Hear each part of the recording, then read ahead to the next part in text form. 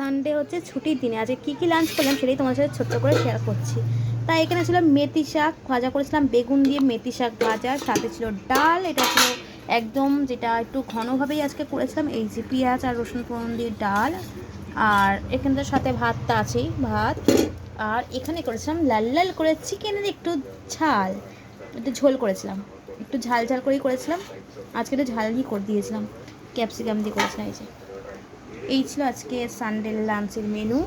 আর যেটা শেষে হচ্ছে এখানে হচ্ছে চাটনির মধ্যে আছে টমেটো পোড়া, এখানে একটু রসগোল্লা আছে, আর এখানে একটু টক দই আছে।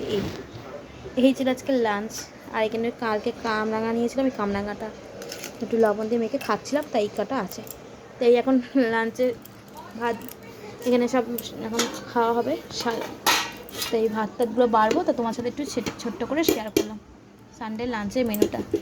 তো তোমাদের কেমন লাগলো লাঞ্চটা অবশ্যই কমেন্ট করে জানিও বন্ধুরা। Bye bye. ভালো লাগলে একটু কমেন্ট করে জানিও, শেয়ার করে দিও। আর চ্যানেলটা প্লিজ যদি ফেসবুক পেজ থেকে দেখে থাকো ফলো করো, আর ইউটিউব থেকে দেখে থাকলে প্লিজ সাবস্ক্রাইব করে দাও বন্ধুরা। আর তোমরা আমার ভিডিও কারা কোথা থেকে দেখছো অবশ্যই সেটাও কিন্তু কমেন্ট করে জানিও। আর তোমাদের এই শাকটা কাদের ফেভারিট একটু জানিও তো, কারা কারা পছন্দ করো শাকটা, মেথি শাক ভাজা, অবশ্যই কমেন্ট করে জানিও। বাই বাই, দেখা হবে নেক্সট ভিডিওতে।